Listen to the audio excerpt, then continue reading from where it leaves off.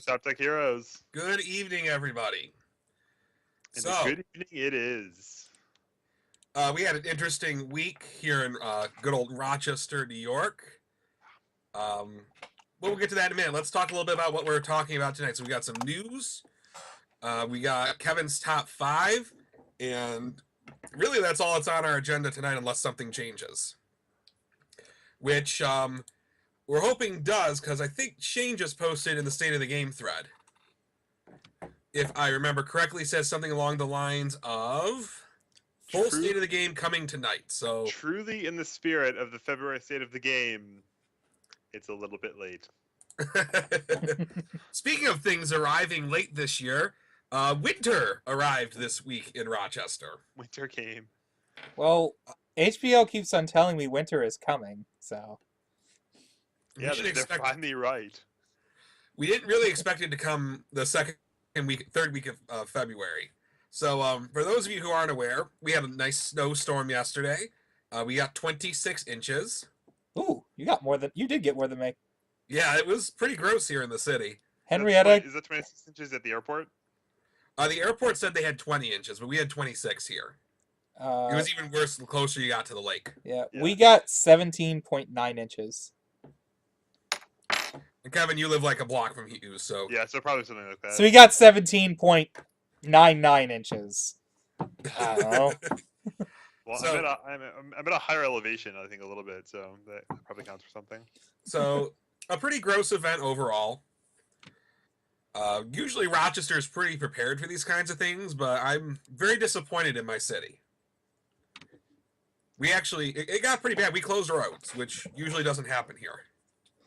Yeah, Yep. it was really intense. I mean, it came down, very fast, very hard. And I think that's the unusual part about it was just how heavy the snowfall was, and how sudden it was, really. Mm-hmm. So I didn't get to follow all the news because I was shoveling for most of it. But wasn't a bunch of roads closed, but all the schools were still open? No, most of the schools ended up closing. The city school district was closed. RIT closed. MCC closed. The problem that really ended up happening was allegedly we got plowed. I'm not sure the mayor actually sent the plow trucks out, but people started going to work. The snow kept coming down. People don't buy snow tires for some reason anymore, and people would just get stuck in the middle of the road. Yep. I can confirm that getting stuck sucks, and however, in typical me fashion, I was extremely lucky, and I got stuck before I left my driveway, and so I didn't have to deal with very much to get back into my house and be warm. Yeah, I ended up going into work, and it was a 2-mile drive to downtown, and it took over an hour. It would have been faster to walk. I ended up making up my own lanes and ignoring the traffic signals. Lights red, too fucking bad. I went straight through. Because I knew if I stopped, probably wasn't going to get going again.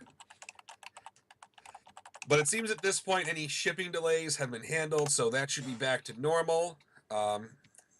We have a little bit of snow tonight, but it's a gentle flurry, what we're used to.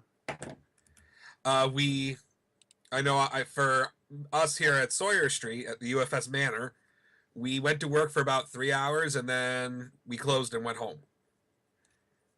Yeah, my office closed too. If I had brought my laptop, I would have been working all day, but I didn't have it at home, so I couldn't do that. I know lots of exercise shoveling. Yeah, my body still kind of hurts from that. Lift with your back. I'm the foreman. So everything's kind of back to normal now. So we can move on to our next bit of news, which is the Lubbock PTC. That happened last weekend down in Lubbock, Texas. We had Mason Johnson playing Clark. Eggs did it. Pretty sure if that's not eggs, I'll be really embarrassed, but I'm pretty sure that's eggs. A title that was bestowed upon him when he declined the free bonus eggs at the breakfast joint in Rockford. Who does that? It's free eggs. Don't you like eggs? I love eggs. I don't. Eggs are awesome. They're delicious. They're nutritious.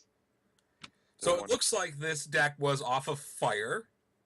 He did not take the Piglet good deck strategy. He took the Piglet, Fire, and Order. Well, actually, was he playing Order cards? I Oh think no, this is a mono Fire deck. I think. who needs order control pieces? We could just break their face open. Who needs Hanyo when you have Sentimental Typhoon? Good point. Who'd have thought? Um, yeah, this is a Fire deck. You know, damage reduction is the name of the game. Damage reduction's really good right now. There are two plenty good assets on fire anyhow. You can get homemade explosives, which is probably the best way to deal with assets right now outside of Necro Driver. I think it's you know, in this deck I think it's better than Necro Driver would be. Well, 7 damage throws are pretty great too, but it's certainly up there for ways to deal with assets. It's not worse than Necro Driver. No. Plus, you're going to draw a card, and drawing cards is always good, especially when you're 5-hand size. Yeah, like if you're not worried about the control checks, which I guess you kind of are as Clark, but if you're not worried about control checks, it's just -2 damage, and you have to put this card in play for a little while before you get to draw the card back, and then you also take away one of their assets. Mm-hmm. You know, Necro Driver takes a little bit of work to make the 3 damage attack really worth a card. Having a card in 2 damage is worth a card, so. I remember when I had played Clark, though, I had not added Saw Blades to my deck. Yeah, that's a bit of an interesting one. I mean, there's a lot of stun in this deck. There's 3 stun attacks, and also he's playing Choke Throw in preference to the smaller Clark attack, Argentine Backbreaker. So he's only playing 5 diff moves, and he's not playing a lot of really slow mid-zone throws, which I guess might be an adaptation to people. Well, I guess, yeah, people attack you, and then they hold a Leaf Shield in their hand. If they'll like hold 3 Leaf Shields or something goofy like that, you know, all of the 2 mid-speed throws in the world, the Tenchi Gaishis in the world won't get through. But these attacks, now you can start, you know, getting those in there. Mm-hmm. You can see he's also playing Quick and Precise down in the Foundation base. Yet more, you know, speed and stun, you know, normal fire aggro stuff that you don't always see from Clark. Hey, Kevin Broberg, did you notice the sideboard? One of your favorite cards is there. Young Money! I didn't notice he had Young Money. Even more stun, because all the stun he has so far isn't enough stun. He needs more stun. The card that doesn't say stun, you can't poke in this stun. Yeah, I see. Like, Kapoken training is one of the things that makes it really hard for, you know, throws to get through. And there's quite a few answers to Kapoken training in this deck and sideboard. Boom! 4 landed Lakais. Taste it. 2 Saw Blades. Saw Blades does commit Kapoken training. Yep, and there's 3 S-Class Hunters, which commit them as a response to the start of your opponent's turn. So they have to play another one.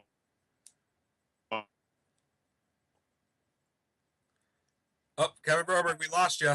Oh, do you lose me? Yeah. My God, is my audio gone or is my You're back everything now. gone? Weird. Maybe someone's running the microwave downstairs or something. So wear this headset. It's a wear this headset that happens. It So interferes. they also have more things to deal with responses in general with 3 out of your leagues, which it's been my experience playing Clark that you are extremely vulnerable to reversals. Yep. So, and reversal Navus is pretty good. And there's also Malicious Heart in here, which serves a couple purposes. If you're playing a slower matchup where you need to, you know, hit them and then build your staging area, get some card advantage going, Malicious Heart is very easy to put to double attacks, to have your attack be at double damage. I think actually all of these attacks except for Ultra Clark Buster go there instantly on your first attack. Mm-hmm. And then also the ability that gains Vitality response to negation is, you know, it's good against Templar. It's good against, you know, Ryokan. How Ryokan, yeah, it's good against a bunch of things that actually just gain Vitality for their main purpose. But also, I think this is very important, against Dimitri, it stops him, it negates his form for 1 turn. So you still flip it, and you don't get it back or anything. It's still flipped, but you get to protect another card in your staging area that might be more important. Mm-hmm. Assuming it does cancel abilities on a character, which I should double check. I like Celestial being in here. I know when I played Clark previously, I was playing off of Order, and I was very, very exposed to getting my stuff committed, in particular, my face. Yeah, you know, Kuga, Self-Proclaimed Legend, these are some of the best cards to play to use against Clark, because his ability is so powerful when it's going off. if we're just highlighting cards in here, Key Techniques is completely ridiculous with Clark. It's such a powerful synergy with him. Draw a card, pitch it for -2 damages. Yeah. It's awesome. When I played Clark, that was like everyone's first target when they're ever hopeful was to get rid of my Key Yeah. Techniques. Yeah. Put a sure, good non-block in your hand that reduces damage. And even if you have two of them out, you can't even ever hopeful one because you'll just pitch the other one. Yeah. So all in all, I think it's a pretty solid deck. I want to shout out to the Swiss champion, Mr. Miles Tyler, who just plays the shit out of Terry. Yeah, he plays Terry in every event, and he has topped more events than he's missed, I think, at this point. Yeah. Looks like it's a chaos. I'm sorry, scrolled to the wrong all person. deck. Come on. I scrolled to Tyler Clark instead of Miles Tyler. Okay. So yeah, all Terry. I don't think there's anything too shocking here. You know what's shocking to me is that there are 81 total cards in this deck. That's shocking. Yeah, that's Come on, why. Miles. Maybe he wants to run a thicker deck. Maybe he just likes it thick. I mean, the problem I've always found, especially building all, is it's so easy to end up with a fat deck because there's so many great cards that you want to include. Well, I can cut half these cards easily. Yeah, you get so many cards that are good, but there's so few cards that are great. Like, Quick and Precise is wonderful. Human Weapon, Hunger Wolf are wonderful. A Long Journey is great. But ultimately, all of these cards do is basically just give you, like, +1 something. Like, you get, like, you get +1 for free of all your damages, and now your moves get a little bit bigger. Woohoo. It's such a small and incremental advantage. And just, like, you really need cards like Summer Heat and I don't know. If it works, it works. I guess none of these cards are that much better than each other in any case. How many spams are in here? Quite a few. A lot. Not really that Actually, many. 4, Well, 8, there's- 12, you can- 16. Actually, yeah, there's... Well, there's White Hot, there's Human 16, Weapon. 17. You can just look at all these numbers and multiply them by 3/4, and you'll get about what they are in a normal deck. Like That's in your pretty, and that's intuition pretty of what low. these card decks- Because, yeah, there's Yeah. 17 spams in here. And that's what I like to run in a 60-card deck. Well, I mean, he's got to be doing something right if he keeps making top cuts with his deck. Yeah. It's been like a different Terry deck almost every time, I think. Well, I think there's a lot in common. I mean, he's been playing a lot of. I know he and Hao Kyaku is a card that not everyone plays. Not everyone, and just in general doesn't. It's not considered to be like a staple card of the game, but it's really really good in Terry because he makes the damage up very very quickly if you start blocking his stuff, and if you don't block any of his stuff, well, it's got stun too, so they still lose resources. Look at that sideboard. I didn't know that sideboard. Andy. With an Andy Oh, the Kapokans are on the side even. That's why I couldn't find them. and 2 copies of a criminally underused card, Self-Destruct. Yeah, I want to sit here in judgment of this deck for like playing 80 cards and being whatever nonsense BS stuff, but then he's playing Self-Destructs and Throw It Downs, which are 2 cards I think are criminally underplayed right now. So I think that's an excellent segue, Kevin Broberg. This week in Kevin's Top 5, we are discussing the top 5 underplayed cards in the world's top cuts decks.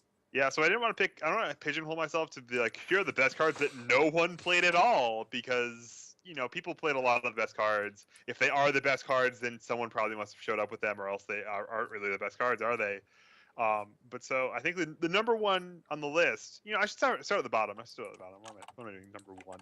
Number one, the 5th card on the list, the bottom card, is Throw It Down itself. I think that card is really, really good. It's, you can just play it, and like the turn 1 disrespect plays where you go turn 1, Throw It Down, Lunar Catapult. Your opponent takes 4 damage, and you draw a card, and you're off to a great start. You get a momentum going. And it's a card that kind of demands you to really be engaged in the game at all times. You have to be able to, manipulate your opponent into being unable to block, or guess which zones they have, that kind of stuff. But the payoff for that is just huge because at basically no cost for passing a 2 difficulty, no control, no progressive cost, and you just get to cycle that card and then add 3 damage to your opponent. Like if you can get Throw It Down to just deal 3 damage, it's completely outrageously good. And when it isn't dealing 3 damage, it's one of the best defensive cards in the game. Honestly, it's as good as Revoke in a lot of situations. And unlike Revoke, it has a better than +0 block. Revoke has no block at all. Sometimes you'll have to spew it off, canceling like +2 damage or something, or some other almost irrelevant damage pump, just because you need to cash it in somehow, and your opponent's not like you can't block with it. Throw It Down is the best high block in the game, bar none, because you can block with it. Block a 5-speed move, hard check that block, and then play another high block and have the -1 difficulty of that because it's no progressive. This card's just really underrated, and it helps you kill people in a great way. You guys have any thoughts on Throw It Down? Oh, well, Throw It Down. It doesn't have air, so I mean that makes it hard to play in your. Doesn't have air or void. It definitely has fairly weak symbols. I think that's definitely a case. Yeah. Good and Earth are both kind of lost at sea, and also to play it on Good or Earth, it's really kind of limited to like a 1 or 2 of kind of slot where it's a special defense trick, or else you have to be an all symbol character, which there aren't very many of.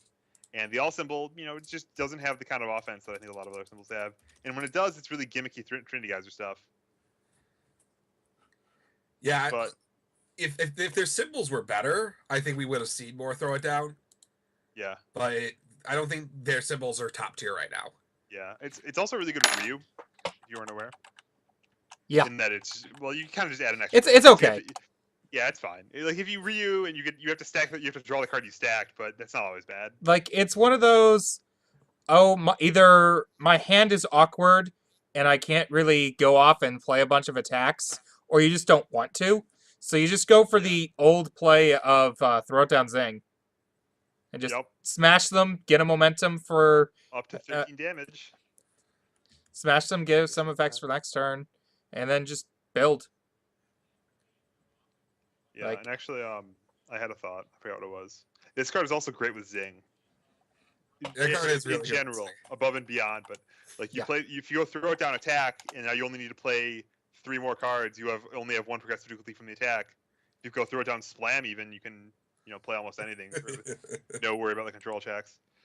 So number 4, perhaps not the best combo with Splam, but not bad either, is Rain Flush. We saw Rain Flush, I think, in only one of the decks, if I recall correctly. Well, it got diversified out, didn't it? Yeah, there were a few Athena. There were more Athena decks in the top 16. I think maybe even in the top 8. But they all got diversified out. And so, I mean, I'm sure some of them were playing more Rain Flushes than I was, which was one of them in the sideboard. The 16th place deck that was at the top tables in the last round was Void Lilith playing 4 Rain Flushes, and whoo, mama, you want to talk about a Rain Flush deck? Let's talk about Void Lilith. You Templar block that first Rain Flush, you're in for a beating. Yep. She's gonna scoop that up with and it's gonna be out of the card pool by the time she can play it as a form. Yeah, that's pretty good. You don't want to do that, boys. You half block that, you just put 10 damage back in her hand. Yeah, and also you're probably tapped out because it's Lilith and her attacks are fast as balls. How fast are balls exactly, Kevin? +2 at least.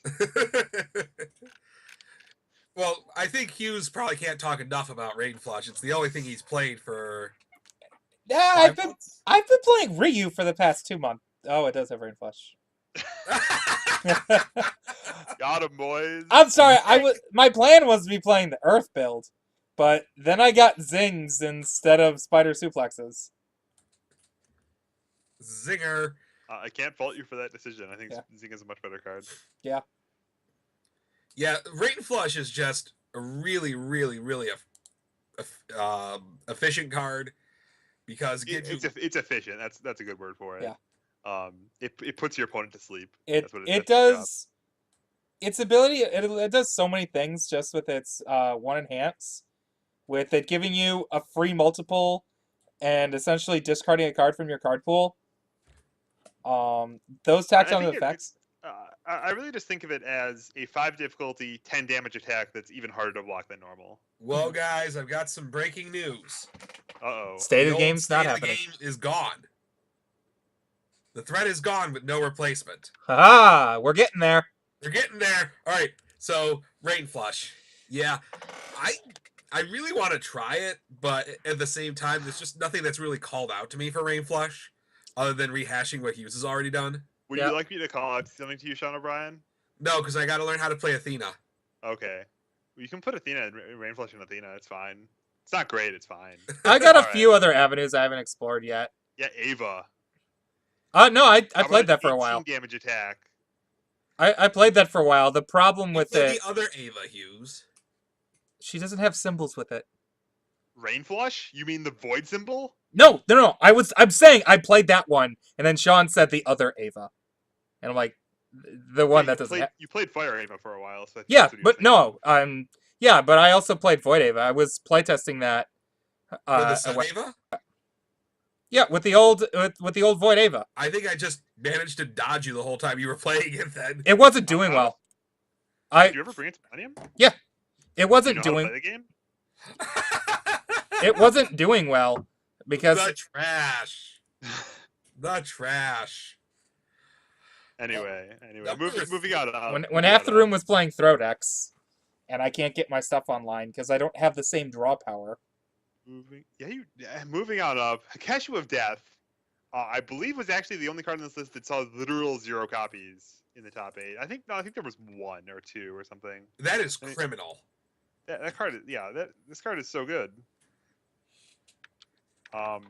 Just like basically, and I think actually the story of both Worlds and Lubbock compared to what kind of perhaps the what's Jon Stewart? I don't know. Jewish? No, it's a like what are the talking heads? What are they called? Pundits. Yeah, the pundit opinion was that Ever Hopeful was going to be everywhere, and Ever Hopeful beats 5 hand size. And Cashew of Death is how 7 hand size beats 5 hand size, because 5 hand size have too much vitality to know what to do with. And you play a 7 hand size aggro deck. Like there were 2 honorable mentions for this list. I'll just give you real quick here: Chasm Buster and Danger Zone, that used to be top tier cards when they were legal, because they're great at killing 7-handers and stopping them from being able to defend themselves and knocking their vitality down. But in a world with 5 and 6 hand sizers, characters like Clark and Jeremy Ray and Basilio and Life Gain Dimitri, these attacks are just too expensive for how much damage they deal, even though they disrupt your opponent's ability to block. And so Cashew of Death takes advantage of people who aren't able to block that well, 5-handers, and just punishes them with this relentless source of damage. You hit them, and then the next turn you hit them, and then hit them again with the move you played last turn, and now you're stacking up this momentum, and just you're balling out of control, honestly. And also, perhaps my favorite combo in the history of the game is Flash Lightning Cashew of Death, where you just put up the siege towers and just throw rocks at your opponent until they stop blocking and take your Flash Lightning hit. You just pay 2 life and keep Flash Lightning back your Flash Lightnings. We have some breaking news, Kevin Broberg. Uh-oh. The state of the game is up. We'll let people absorb it while we finish the top 5. All right. While he's talking, I'll switch over to our other mode where we can see the state of the game. All right, keep going, Kevin Broberg. Number 2. All right, number 2. This was originally number 1. This is the card that made me think of making this list, but I think number 1, the new number 1, which is formerly number 2, it actually deserves that spot. So the number 2 most underplayed card is Self-Destruct. Fuck So well, it's true. It's true, honestly. Self-Destruct. You hate Self-Destruct, Sean. It's okay. I love don't hate. Self-Destruct. Should be number 1. Well, the thing is, I just talked about the unexpected dominance of 5-handers, and we saw that in Lubbock as well. 5-handers are doing better than we expect them to, and Self-Destruct isn't great against them because their biggest weakness rather, is that their staging area isn't huge. But the deck that won Worlds is another situation entirely. The deck that won Worlds is very vulnerable to Self-Destruct. It hates getting self-destructed because the entire point of Jiffany Jamber is that she can build 6 foundations without putting her shields down, and she can play so few attacks in her deck to afford being able to do that and still be able to draw into them because she has 8 hand size. She can stack them up in the back of her hand forever.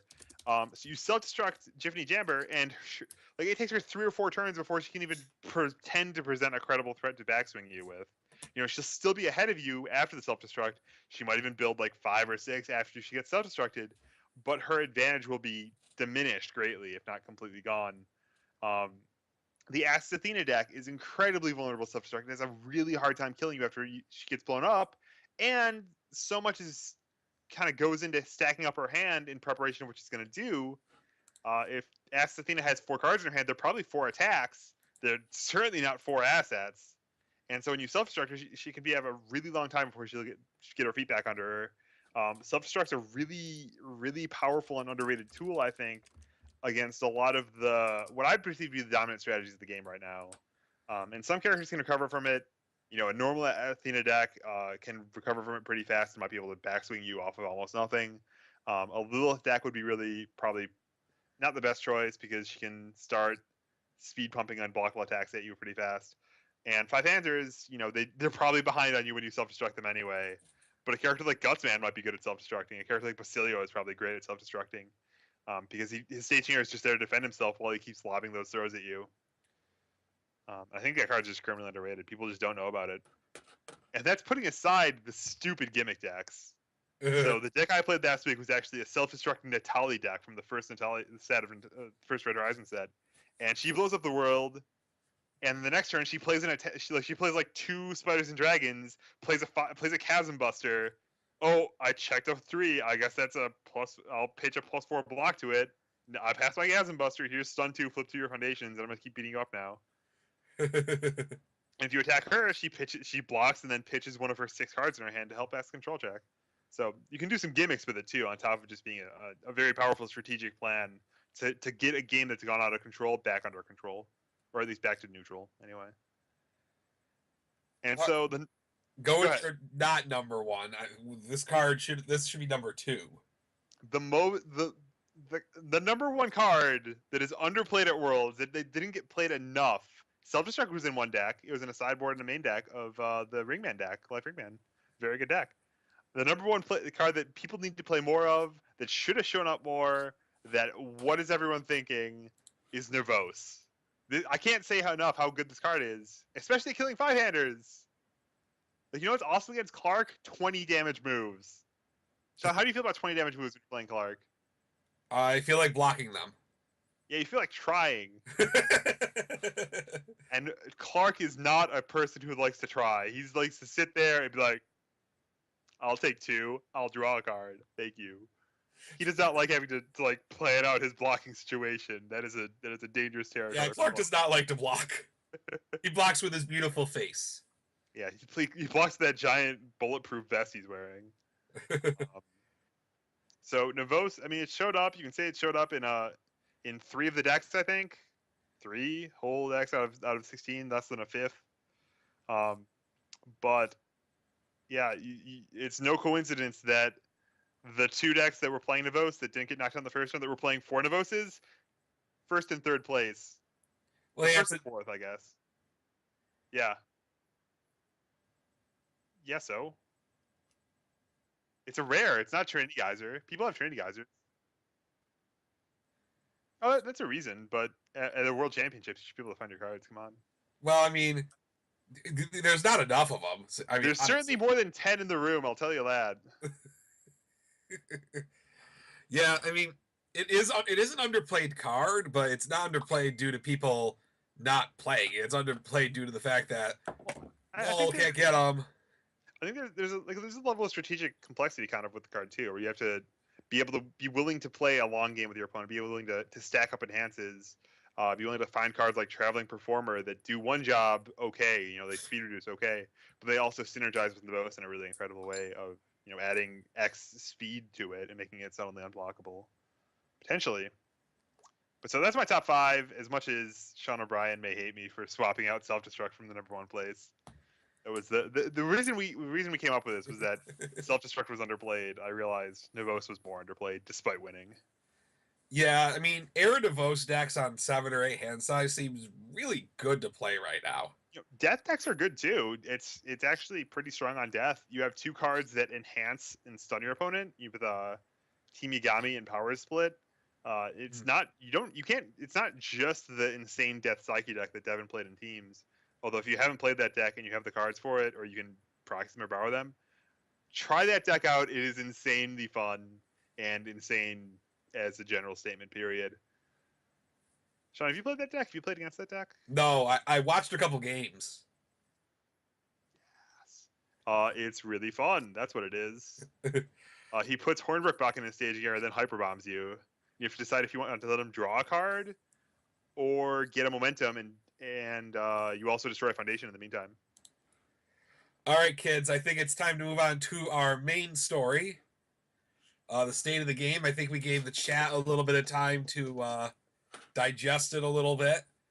I know for some people it's probably giving them a little indigestion, but some people are just happy to eat, I think. So let's just break this down paragraph by paragraph because, I mean, this is the first time we've seen it as well.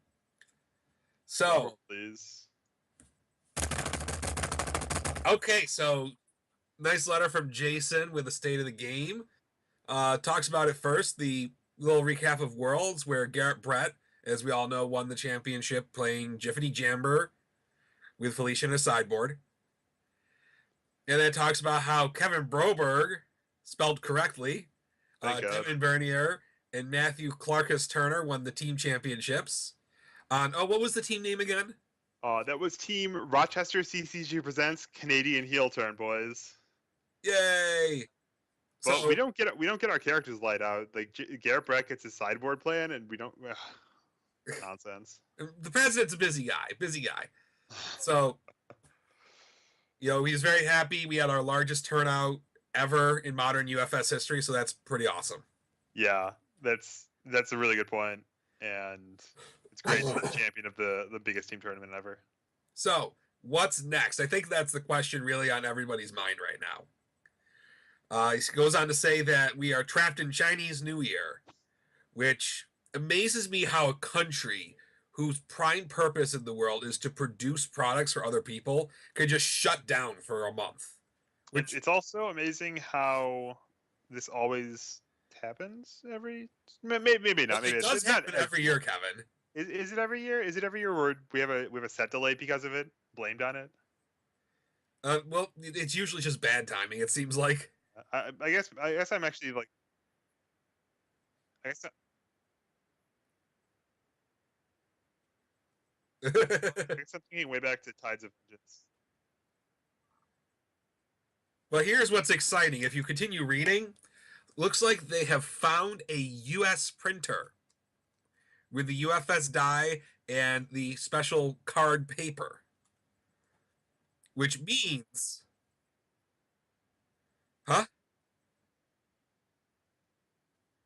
that's what it looks like. It's not drive-through cards, thank goodness. Like, drive-through is pretty good, but I always find their colors look kind of washed out. So it looks like we're gonna get some. They're gonna meet deadlines. They're gonna reprint sets when they're selling out, and they'll have a more responsive kind of product lineup, backing up everything. So that's really exciting to hear. So that's pretty exciting. Hopefully, we're gonna be getting more sets out this year. I think we were promised 6, and I think we might be past being able to reasonably do that now, but who knows? So if we have a set in April, and then we have another set every 2 months, it would have to be like every month. Every 6 weeks work because you have 8 months left, and no, you wouldn't quite get there. I know. Every 6 weeks is just too much. Yeah, and that's kind of a lot of cards. Cried when there was only, 3 months between Rise of the Masters and between one set and the next. There was 2 months. It was 2 months. One came out in April. The next one came out in July. So it was not quite 3 months. Yeah. And imagine if that was the third or fourth consecutive set where that had happened. Yeah, I could imagine Yeah, it would just get to be too much for people, to buy cards and keep their collections going. And plus, we wouldn't have had the chance to deeply explore all the sets that were available. I never would have played, Life Athena at the Rockford Pro Tour or any of the other, crazy, weird, and wonderful things I got to experience. I think the proper thing they should be doing every year for a release schedule is 3 main sets a year and 1 to 2 smaller things like War of Indians spaced out in between. Cool. So That's exciting. Looks like we're going to be getting some products soon, which we all desperately, desperately, desperately need it. Yeah, I can only imagine how people would be complaining about the format right now if we hadn't had Red Horizon and decks from Worlds were more or less still legal right now. So decks from both worlds would have been the same. Indeed. Not You good.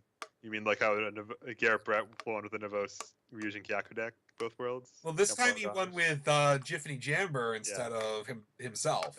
So So he different. switched from the broken 6-hand size character to the broken 8-hand size character. I feel like I'm being really salty tonight, guys. I'm sorry. I don't know why. 'Cause It's we it's got in your we got blood. exciting stuff. It's in your It's blood. from all that snow. I think I'm kind of hungry. You need a Snickers, Not me when Kevin. I'm hungry. You're I need not a me when you're Snickers. hungry. We got So other UFS sets announced in here. we know that we have Rise of the Masters coming up. Well, no, Rise of the Masters is a reprint. We know Warriors of the Night's getting reprinted, which is good because we're out. I think they're out of starters for Rise of the Masters, so stores can't really get them right now Unless you're Barnes and Noble. unless you're Barnes and Noble. And there are no booster boxes of Warriors of the Night left anywhere. So Once we get, so it sounds like we're gonna get Indians out of the new printer, and that'll be expedited, and then it looks like they're kind of lumping together all of the upcoming Mega Man Battle for Power set, the Red Horizon set, so we'll have a set in the back pocket, so they'll make that deadline, and then also reprinting the product that currently is out there and out of stock on the market. So that's really exciting to see. Are there any cards you think that are kind of feeling the Neomax pinch where they're just like out of stock? Like you can't buy them, you can't find them anywhere. Not over yet. that one's feeling the pinch badly. I love that card. Yeah, that card's super good. That card's feeling the pinch. Speaking of feeling the pinch, I announced on a little side note here earlier this week, we have less than 30 boxes of King of Fighters remaining. That's it. So your Shiranui Nomais might be feeling that pinch soon too. Yeah, so I'm encouraging people to buy them now before they're gone, because once they're gone, it won't be quite to the same extreme as Neomax, but King of Fighters is not something we can reprint. So if UFS grows, which I expect it to, with Street Fighter, Mortal Kombat, and Cowboy Bebop, there's a lot of cards in that set that are extremely relevant. For sure, and it's not even just the ultra rares. Although How Ryokan I think is one of the How Ryokan actually should have been on that list for underrated anti-meta cards. That card is ridiculously good. But there are choice commons and uncommons in there too. I mean, Kapoken trainings, they're hard to keep in stock, and they're going to Champion of Waitai is an absolute staple, and that's a normal rare, and you need 4 of that card. Period. You just need 4. I can't keep those in stock, so now's the time to get them. Get them before they're gone, because I don't think any other distributor has King of Fighters 13. So once I'm out, they're out. Once it's gone, it's gone. So we'll start feeling the pinch there soon. So we got a 10th. This is actually the 10th anniversary of UFS. Old timers like me and Hughes, we've been at this a long time, haven't we? Way too long. I think Lord of the Rings is the only other card game I played almost as long as this. Like, I think this is the year where this game surpasses it. I mean, I played Magical cards for a long time, but I quit so many times, it's hard for me to tell. Like, I'm one of those Magic players that way too many times and came back way too many times. Does anybody out on the chat remember when Penny Arcade came out? Yep. I know I remember. That's what Farm remembers. That's what I played with. I think we've got a couple of the Penny Arcade deck boxes still kicking around here at the Manor. Oh yeah. Yeah, I've got a bunch of them. Probably unrepentantly beating them up in our book bags all the time. Oh yeah, just destroying them. I remember playing with the Penny Arcade starters, and then buying like 4 boxes of Soul Calibur and then like 2 boxes of Street Fighter that day. And then a week later, I was a playtester for the game. Because the guy who got me the game was just like, "You want to be a playtester?" Like, sure. I remember with great pride when I first picked up my copies of the Penny Arcade promo cards that are super powerful for just untapping your character for a form commit. See, I miss Fruit Fucker and Sentient Appliance I and miss cards with names like Fruit Fucker and Sentient Appliance. Yeah. Dirty Pool. That was a good time. Because unblockable attacks for pretty much free are great. Rare card. Rare card. Yeah. Thank you, That's chat. that's gotta be the card out of those that I use the least.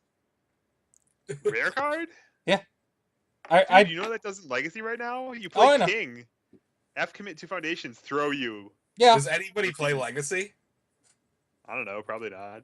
Like the two things I probably played the most out of that were Tycho, obviously, and Whimsy. Whimsy. Oh, Whimsy's so We busted. we Oh, created yeah. it. We created an infinite loop deck with Whimsy and got a card banned. It was great. Yeah, So it looks like that's they're not- going to be really pushing UFS 10 this year, marking our 10-year anniversary. We're still alive. I mean, a pulse is a pulse, guys. And if we get some sets out, we can really get things moving here. So speaking of years, you want to go to the next bullet point of the top of the the think player about of the that. year, Kevin Broberg. According to the player of the year ranking, you're in first place. Not only that, I dragged up my 2 teammates to first place. Let's go. Oh, man. Well, second and third place, rather. That's awesome. So, yeah, Kevin Broberg scooped up a ton of points at Worlds, and so did Devin and Matthew Clark's tournament. Garrett Brett's up there as well. Yeah, I mean, the world champion definitely should be up on here. Now, I mean, Exact. the field is still fairly open because once you get past Garrett, Brett, and Mason, that's it for people who've won so far. But there's definitely an advantage to people who have traveled to 3 events because you can see after the Rochester team and Garrett, everybody else has got 3 events all the way down to 35th place. Not 35th place. 10th place. 10th place. I'm looking at cell numbers and not place. So, Yeah, I think I don't believe that any of the other guys from Lubbock actually topped worlds or anything. You see Mason up there a little bit ahead of the pack, but I think yeah, he wasn't in the top 16 of either event, and so just showing up to more events gives you a lot of points compared to people who even perform pretty well at a big event like Worlds, even having 8 rounds in there. But I think pretty much everyone at the top of this list definitely showed up to Worlds and played in both Worlds events because it's just so many points. mm-hmm. And plus, I mean, it's so recent, so soon together. But I'm sure this will be really interesting to see how this develops throughout the year.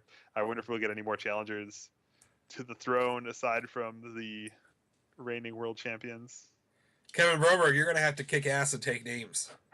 Yeah, so I see now that there is actually another field that I hadn't known was announced previously, that we have turbo qualifiers on here as well. They're worth 5 points, the same as a PTC or 2K.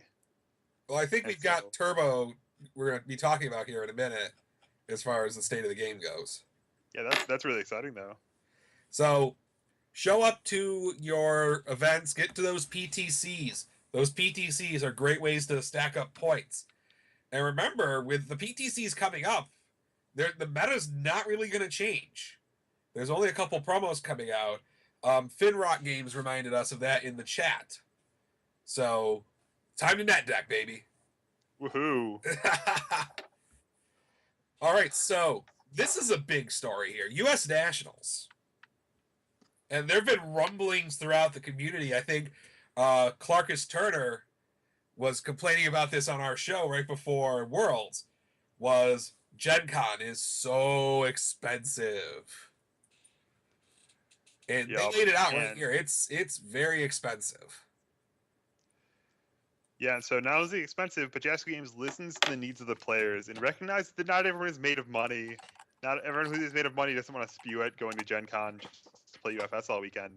Because honestly, I would I would be thrilled to fly down to Georgia and play UFS in Piglet's backyard in the middle of the Atlanta summer. Just to hang out with everyone if everyone else was going to be there for something like Worlds or U.S. Nationals, as it is now called at Gen Con during the summer, instead of Worlds. That's in Vegas, IB. But so, yeah, they're looking to. If you have an opinion, if you think you would rather go to an event not at Gen Con, not pay the Gen Con costs, go to something else, make your opinion heard on the forums and wherever else. I mean- I think it says he mentions that they're going to start a thread on the forums somewhere. I don't think that's this thread. Yeah, It says the vote is in this thread. yeah, it is in this thread specifically. So Okay. share your opinion. I know of a nice little town in upstate New York. We just had a snowstorm, but by the time Nationals comes around, I think we'll have everything put back together here in Rochester. Sean, it'd be awesome. We should have the U.S. Nationals tournament during the Lilac Festival. That would be a cluster mess. That'd be a clusterfuck.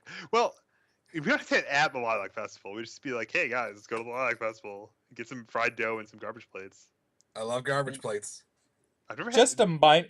Sorry, I just want to Go bring this ahead. up because I want to play a little bit devil's advocate here. If you're going to Gen Con, 9 times out of 10 you're pre-registering, and the pre-register price is $90. It's only $10 more than last year, which is still Good it's point. still getting really expensive, but it's a little bit to be like, oh, last year it was only $80. This year it's $120. What's this big huge increase? Because people are stating two different kinds of prices. Well, I mean, either way, That's an excellent point. a concern I've always had with Gen Con, and maybe it's because I'm so involved with the events, but by the time I, judge teams, I judge singles, which means, the same amount of time people would play in teams and singles, and then the amount of time for top cuts, I've not really gotten to see much of the show. Yeah, like I agree that's a problem. It's too much UFS is scheduled. I think price is becoming an issue because there's on top of if we ignore them messing around with us with the ticket price thing, there still is hotels are becoming very expensive and other matters like that, which I fully agreed on when we talked with Piglet. But really, I think another core problem is there's too much UFS scheduled there. I think it should be at most 2 days of UFS. What I would rather see instead is, I'm personally of the opinion that we give out too much cardboard. I think if we were to continue, I can see that too.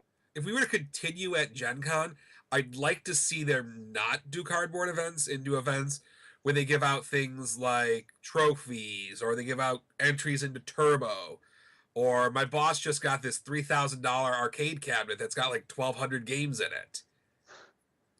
Wow. That'd be a pretty cool prize. And then you wouldn't feel like you have to play UFS. You wouldn't feel like you have to be there the whole time because that's the only way to have your chance at winning cardboard.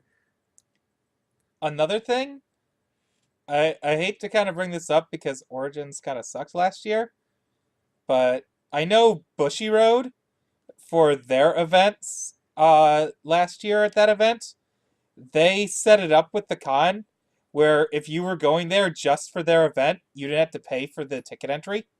Yeah, they had a special entrance, a special way to get into the con, just basically just to use the convention space for the turn, just to be there as a trading card game player. Because the reality is, like, if you're like me, you basically went to Gen Con last year and played UFS all weekend, 24/7. So Plus minus, that's a thought with food. Origins. Yeah, I'm But- not sure if Gen Con would be interested in doing that. They've got enough. Yeah, muscles I know. to I'm be like saying two doing back that at by a match. Origins. That's what I'm saying. Do that at Origins. That's a thought. But the very first thing is we'd have to make sure and talk with them and be like, hey, you gonna fix Origins this year? When you're still putting your convention together 2 days into it. that might Like, I mean, putting up signs and putting up and taping down carpet. might not be the best. I was making funny faces at you guys for saying too much UFS, by the way. That's all. Yeah. There's no such thing as too much I mean- UFS. Well, there's too much UFS in a limited time when you're supposed to be on Yeah. vacation. There's too much. There's too much there's too many things to plan during your vacation. I'll give you that. You can overload a vacation, and then you have UFS only have to cut back on your UFS to keep your vacation part. So Anyway, yeah, I see what you mean. I see what you mean. Oh, my God. moving on, let's talk Sorry. about Turbo. Now, one last thing, actually, if you are going to Gen Con, if you, like that's important to you. If you like playing UFS at Gen Con, speak up in the thread too. I think it's important to hear everyone's voice and don't feel like just because we're all bragging on Gen Con that you need to, be quiet or anything. And I think it's very important to hear everyone's opinions, everyone's voice be heard. Mhm. Whatever. So Turbo though.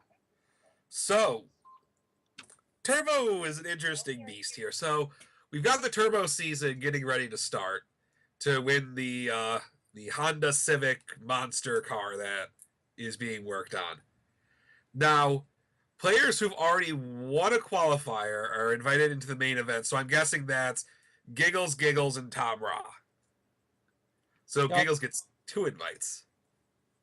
By the way, Jesse pointed out in the stream chat that there is now a poll on the page. There are 4 options of attending nationals and attending Gen Con. Oh, that's cool. So it says here under Turbo that we will be starting the season soon. People who've already won a qualifier are invited to the main event and may also compete in other events to keep other players from taking qualifier spots. So Pac-Man, waka waka waka waka, eating up those power pills. The Turbo season will be a year long from the commencement date, which is soon. It will have special rules listed at the launch of the season. Soon. Please stay tuned and we'll find out. So, I like the Oh. Turbo car. I just know that if Giggles wins it, he doesn't know how to drive stick, so I don't know how he's going to get it home other than I drive it for him. You could just drive it for him. I could just drive it for him. But that'll be kind of cool to zip around town in the UFS car. Hopefully you don't get beat up and mugged. Why would they be? Dude, it says universal fighting system. That sounds awfully like. That sounds UFS like you want to fight. It sounds awfully close to UFC, and no one wants to jump those guys. Could you imagine if Giggles got out of the car, though? He's just waddling around, and is he really a UFC fighter? He does not have a very dangerous stance. I'll give you that. So, pretty excited about that. Good to see some Turbo support coming because Turbo kind of fell off the map after Gen Con last year. I'm just thinking about having a card named Dangerous Stance. If Giggles wins a card, can we make that the name of it? If he wins like a foundation or something somehow. Dangerous stance. Just him standing there, derpy. Standing there with his arms out looking confused. Eating a hot dog. So, the next item on our State of the Game is probably going to have a little bit of controversy on it. No new bands. Which I know Kevin Broberg's really happy about. I love my deck. I feel there are some things that need to go. Oh, So, do you feel they need to go, or the game would be better if they went? There's one thing that needs to go, and then a pile of things that would make the game better. Lay it on me. So the needs to go is I feel like a piece of Assets Athena needs to go. yep. Either Tamayose or DeForester or Superior Technique. Those are one of those things need to go. I know. I think one of those two should go from being banned, and another one should go from a format rotating again. You know a card they should unban? Master of Magnetism. I agree. If we can have DeForester and Ever Hopeful in this format, Master of Magnetism needs to come back. I mean, come on. If it's that much of an issue, you can tap it with S-Class Hunter. You can flip it with Spiders and Dragons. Yeah, I mean, you can do all sorts of things to it. Yeah, You could turn it S-Class off with Hunter is perfect actually accuracy. A really excellent point. Yeah, that's because a new card. it grants a speed bonus. And we have perfect accuracy back. It actually adds a damage bonus, I think. Yeah, it's +1 damage to your high attacks. Yeah. Oh, I thought it was +1 speed to your high attacks. That would get tapped too. Yeah, it still gets tapped either way, but Speed or damage. Spoken Training gets tapped. yep. But Actually, a more accurate statement is if we don't want unblockable attacks, in the grade of Master Magnetism plus the People's Elbow, then we should ban Navos. Because Navos makes unblockable attacks because they're unblockably fast. Yeah, we I should ban Felicia and Lilith too. They're unblockable. My. I disagree with that. I I think having unbelievably fast moves is fine. Maybe there just needs to be more answers to stuff like that, or people just aren't playing enough. There are so many answers. Yeah, like that's something to get into in another discussion. I believe that arbitrarily large slash near infinite loop decks. I think those shouldn't exist. So you think the Zoe Infinite Loop deck and the Kim Infinite Kicks deck should go? Yep. Like it's just even if they're not absolutely the most powerful thing in the format, they should not exist on principle. Which it seems like Jason banned the Master of Magnetism deck on principle, not on power level. How do you feel about my old duo deck with not Eden Cells, Mistral and Finale Rosso? That deck was funny, but I don't know, because with That's a near infinite loop. that's near infinite loop. So clearly Pay 2 life. we should ban Akeshu of Death. well, Navos is in that deck, so we should ban Navos. Oh, great point, Sean. I love it. I can swing this back around to Navos. No, overall, I think the format is still probably one of the healthiest points it's been.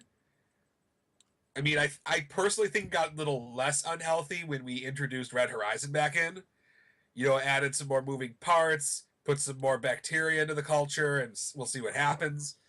Yeah, like I was kind of confused when that got brought back because we had just had multiple discussions on this show and Total Justice Gaming and on the forums about after the 2K about how incredibly healthy and diverse the format is. And then immediately after that, they're like, "We don't think the format's healthy. Whoop! Rotate this in."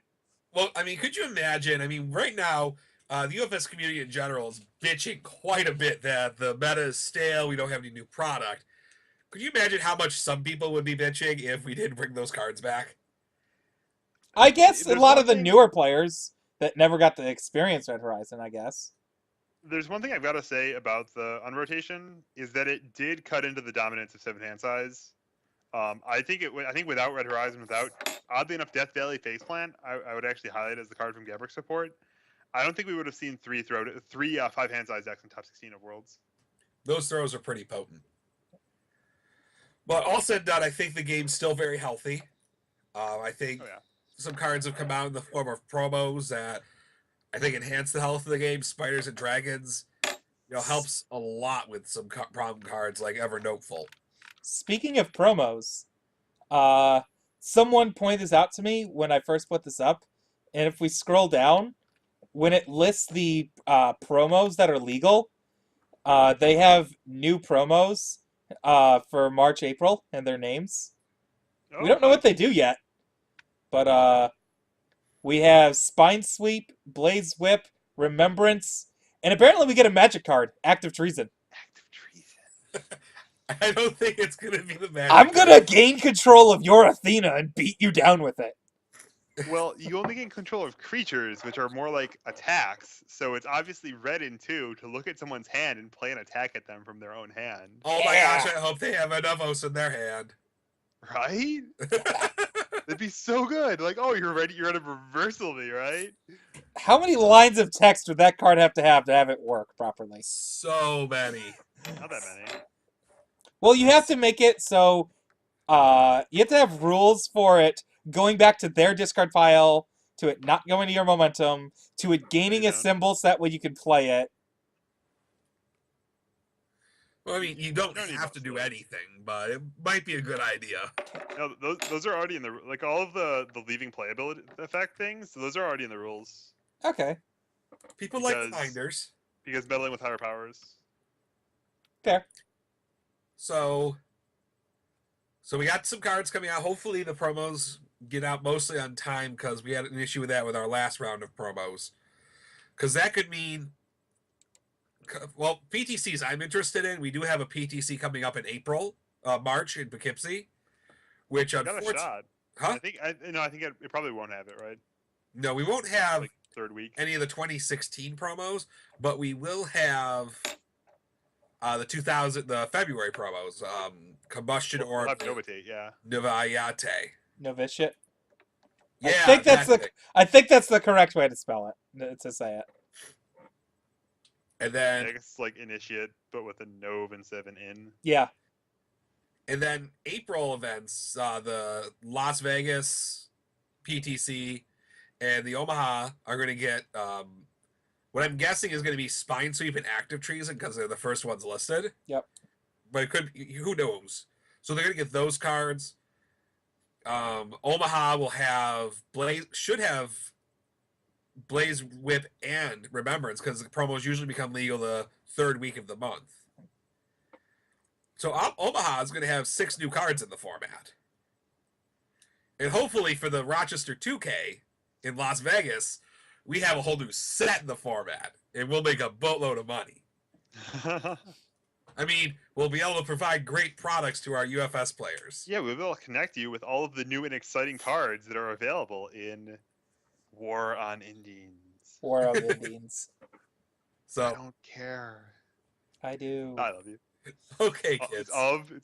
Okay. So in continuing through our state of the game, and I know we're running a little over, but this is kind of a big deal. We got the most hype news of the month. We got our ban list. Nothing's really changed there, clearly. I like having it spelt out here what sets are legal, because I always find that's kind of hard to get a hold of, especially with all the promos that came out and whether or not what's legal right now, what's not legal yet. Upcoming Pro Tour events. This is a pretty full schedule this year. Yeah. So we always talk about the upcoming events at the end of the show, so we'll do that right now, probably Yeah, for the next let's do it. couple months. So here in like a week, we've got the Thunder Bay PTC in Ontario, New York, at the Game Shelf. They will have access to the new cards for February, which is Combustion Orb and I lost my place. Niviate. Novitiate. Providing that Canada has their promos, because things get trapped in customs, unfortunately. And also provided that they can pronounce the word in a safe for work manner. Because calling it a Novi shit is not a good thing. Well, I mean, they're Canadian, so they all speak French, so they'll be able to pronounce it. I wonder if Nivos is the right pronunciation too. Nivose. Nivois. In March, the Poughkeepsie PTC on the 12th and 13th down at the Dragon's Den. Whoop whoop. And then the following week is the Little Rock PTC, which they will gain access to the March promos, which we're guessing is Spine Sweep and Active Treason. Exciting time to be in Arkansas. April, the Las Vegas Pro Tour, which we previously discussed at a Gamers Paradise. And then at the end of April, the Omaha PTC, which I expect that one to be a really good one. That way we got in May. And then May, the Las Vegas 2K. So I think they're going to be getting registration up pretty soon for that at Level Up Expo's website. And whoa, in the chat, did Sean annex Ontario? Did I annex Ontario? You said Thunder Bay, New York. Oh shit! Let's if that's an option, I'll annex Ontario. So I would love to have Thunder Bay, New York. That's just a cool sounding place.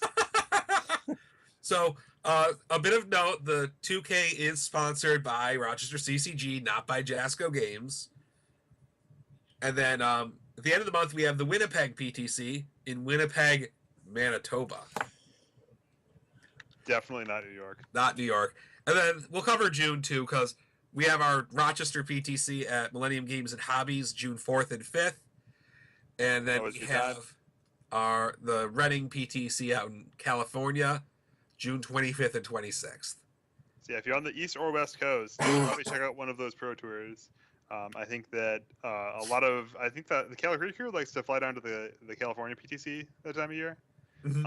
and I'm sure it's a wonderful place to be. And obviously, the Rochester CCG sponsored not two. God, I'm just like lapsing into autopilot here.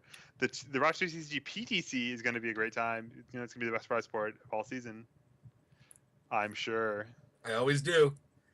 So, a lot of good stuff coming up. We got a very, very, very thorough and thick schedule. So, gotta get to as many of those events as possible if you want to dethrone Kevin Broberg as the Player of the Year. Yeah, you've What- got a shot, man. You Swiss champ a couple times, get all the participation points for playing all the Swiss rounds. Maybe win some. You'll rocket up those standings real quick. So, Kevin Broberg, of these PTCs, which are you planning to attend? I'm guessing you're going to go to Poughkeepsie. Definitely going to Poughkeepsie. I don't know. You're going to head down for Little Rock? Probably not. What about How far away is that? I don't know. I'm not going. It's like 18-hour drive. Yeah, no. You're gonna go to Las Vegas PTC in April? I really liked hanging out with the Las Vegas crew, and I could go get some ramen. I guess it was ramen, right? Yeah, it was ramen. Ramen was so good. I could get some buffets. Oh man, I'm really hungry. What about Omaha? You gonna go to Omaha? I don't know. I'll check that out. Yeah, Omaha crew is pretty cool. Maybe we get some travelers from the rest of the country down there. So Not too far of a you're drive for the Midwest crew. pretty likely to show up to an April PTC then. It's decent odds. I don't know. I'll see how work is. Cause What if he just shows up for day 2 of Omaha? It's just like I top 8'd, right? But then you don't get points for rounds. Yeah, man. I need the round points. It's worth more than winning. If I win 5 Swiss rounds, it's worth more than winning. But I guess the top cuts are worth 6 points themselves. So if you don't go, I for sure you're gonna be coming to the Rochester 2K in Las Vegas, Oh yeah. and then you got a PTC in Rochester, New York. You're gonna be going to in June. Will not be going to Manitoba. I'm afraid. That is a bit too much for me. I tried to do that last time and almost got fired. So. And let's see. I'm sure you'll be going to Atlanta. Yep. 100% going to Atlanta. You'll be going to Amsterdam. Oh yeah. I would think I'm thinking about going to California. So, Really? except for the month of October, there's a PTC in your backyard all year. So, Kevin Broberg's the man to beat. We shall see. We shall see. Oh wow! So, that's the state of the game. I think it was a pretty good one. I know. Yeah, we're a little light on hard facts. Yeah. We don't have not a lot of dates, but there's a lot of news. There's a bunch of news. I don't quite want to use the term vaporware because it's not correct, but I mean, I was hoping. I think in general, so far from the comments I've seen, I think people wanted something a little more with more concrete. meat and potatoes in it as to what's going on. Yeah. But at the same time, if Jessica Williams doesn't have much more information, they don't have any more information. And if they're working hard to make these sets reality, like they're switching printers, they're dealing with production issues in China. You know, that's just what they're doing. also, I know this is the UFS state of the game, but after they taunted us with that Street Fighter board game, it's at the point where it's like, okay, I want to know some information about it now. Well, Because that's how teasers work. now that I know the lead designer of it designed my favorite board game from when I was a kid, it's like, and it sounds like it's going to 90% be like that game. All right, I want to know so I can back it. You've got me hooked on the one way you could have gotten me in. And so initial poll results, we have 2 each for all of the options except for one: to attend Gen Con and play at Nationals, to attend Nationals regardless of location, and to not attend Nationals. But then we have 9, more than 3 times as many votes for attending Nationals at Gen Con, but would consider a more affordable venue. So far the people have spoken, but this is just the initial run. Well, I'm gonna let's talk about real briefly because I'm actually going to cast my vote right now, and I just want to give a little blurb as to why. So I'm actually going to vote that I do not plan to attend Nationals at Gen Con, but would consider a more affordable venue. To be completely honest with you, I'm going to be turning 30 this year, and it's been a long time since I went on like a normal vacation where like I relax by a pool or go hiking or vacation. Those sound We, boring, we've though. done that, but that hasn't been. That's been the the first day of the 5-day trip, where the other 4 days are UFS. So, and Gen Con is just so unbelievably expensive. I just don't feel like I get my value out of it. Now, if they were to consider a more affordable venue, like, I don't know, Atlanta, I'd really like to take an extra trip to Atlanta this year. I'd like to sit on Piglet's sun porch with him and sip some whiskey and smoke a cigar with him. That's what I'd really like. So that's my vote. Voting for don't plan to attend Gen Con, but would consider it a more affordable venue. Kevin Broberg, how do you plan to vote? I voted for the same, although realistically, if they said, yeah, we're having it at Gen Con, I would probably buck up and go to Gen Con. But I wouldn't be happy about it, and I wouldn't be happy about doing it when so much of the community clearly isn't as interested in that. I mean, I can't. I'm here to play UFS and play UFS with the biggest crowds because they're the best games. It's the most exciting. Matt Hughes, how do you plan to vote?